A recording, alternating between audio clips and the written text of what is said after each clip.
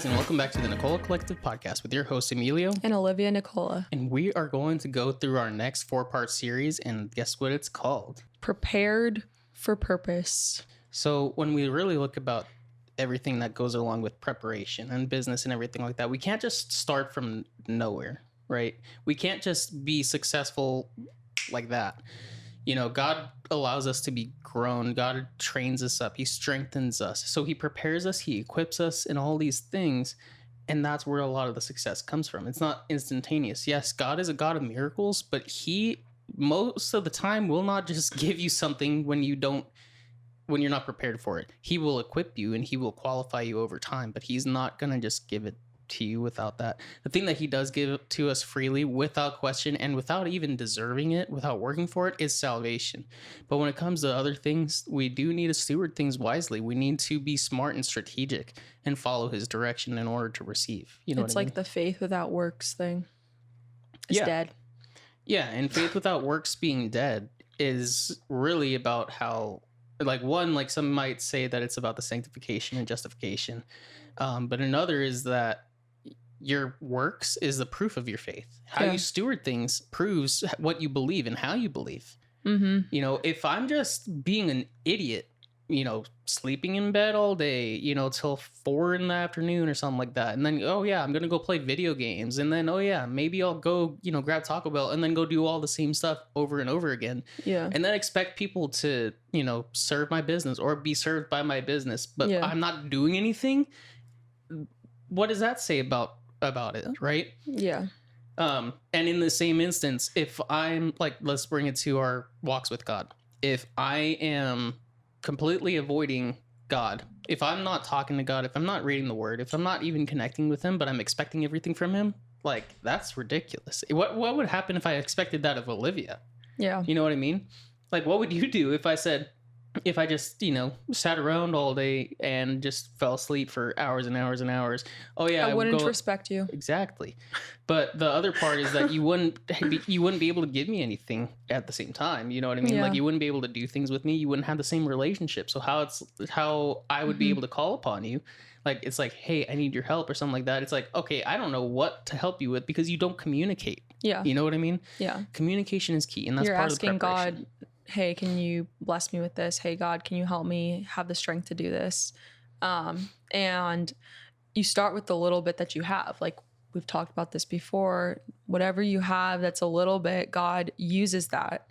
And then from there propels you and blesses you with more and more based off of like what you're doing with the little. Yeah. There's the verse. Luke 16:10. Yeah, it's like Luke 16:10. Whoever can be trusted with very little can also be trusted with much. So the little bit that you have can be turned into a lot with faith, with works, with all of it. You know what I mean? Notice how the people that win the lottery, they typically squander it really fast. I want to say at least 70 to 80% of the time, maybe even higher, 90%. They get rid of the money. They burn through the money so fast because they were not equipped to handle it.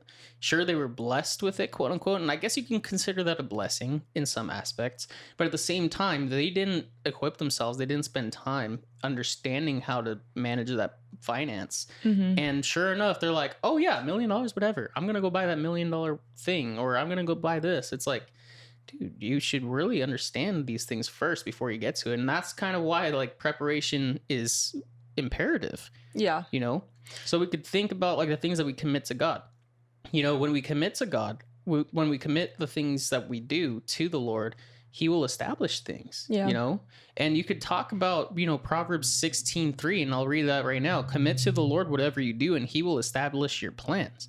You know, like whenever you're thinking about doing business, whenever you're thinking about education or, you know, work or anything in regards to literally everything, you know, committing it to God allows you to have a full covering of things, a full spiritual covering, a full covering of the Father, you know, the Father's love.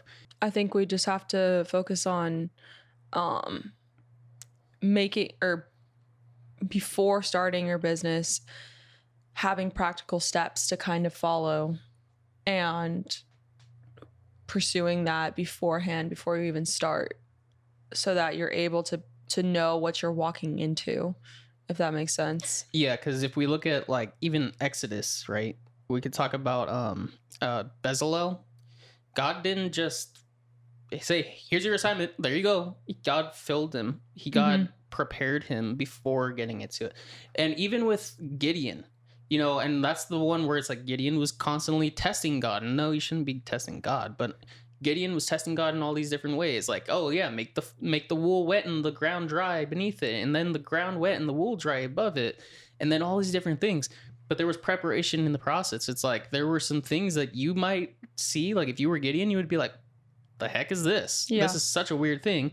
And yet that's like the preparation. Sometimes the preparation is a little bit strange, is a little bit unconventional, but sometimes it's on the conventional side where it's like, all right, I needed to understand and prepare to walk into these things and trust that God has it. No matter what position of preparation I'm in, I am ready because the Lord goes before me. Yeah. You have to have skill and spirit to be able to earn God's trust, in the sense of like being able to have, the technical skills to do something, right?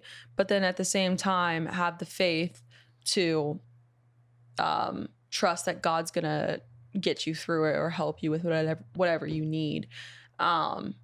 So in this case, it's like when starting a business, you have to be able to like, know what you're doing. You can't just be walking into something and not know anything about what you're doing or the business you're in or whatever. Like, obviously, there's so many people, it's kind of funny, who are just like, well, I don't really need to know because God's got this. God's got this. And I'm just like, I get it, because it's like they have like so much faith that God's got it. But then again, it's like if you don't know anything about what you're what you're doing, it's kind of like you gotta like, you have to have both. You have to like, and even let's just say you're not the best at something, but you feel it on your heart to do it. God can make up the rest for you, but as long as you are putting in the effort, because I feel like a lot of the times people just expect God to make up the effort for them, when in reality it's like, it doesn't work like that. It's not, God's not like a genie who grants our every wish. It's like he wants to see you put in the time and the effort and develop the skill, develop the craft. Could you imagine if people had faith only and no skill when they were driving, like learning how to drive? Oh yeah, I got this. God's got me. Okay, whatever. In the beginning, you weren't good. You trained to become a better driver, so you don't get into car accidents. You know what I mean? Yeah. That's the simplest thing that you could really think of. I know people who like pray before they drive. Yeah, I mean, that's a good thing to do, because you need to, with how many crazy drivers there are, you need that preparation. You need that prayer to cover you.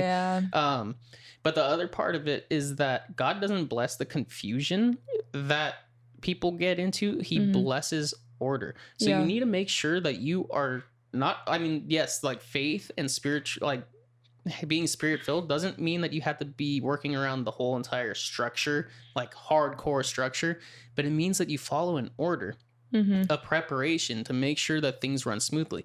Imagine a sound team. If they just turned everybody up level, it wouldn't sound good. Yeah. But in preparation in the sound check, they're like, all right, this part of EQ, you know what I mean? We need to adjust these frequencies. We need to adjust the gain here. We need to, you know what I mean? Little things like that.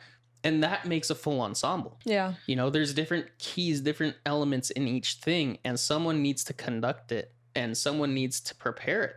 And if things aren't prepared, it's going to be really bad. Yeah, you have to, there's certain steps, like I said, build like budgeting,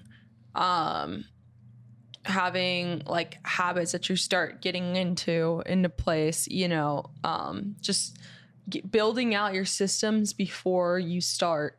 So in the next episode, I think we're kind of going to talk about that more so. Having like strategy, having a strategy to build out your business before it starts. Yeah. I mean, when you look at the strategy, you can't build publicly what you compromise privately. Yeah. You have to know what's going on behind the scenes yourself. You know what I mean?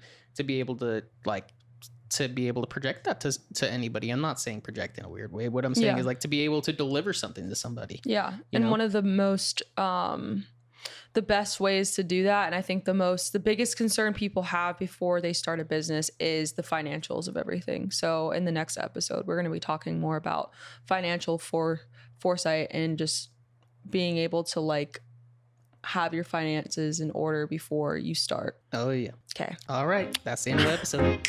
Bye.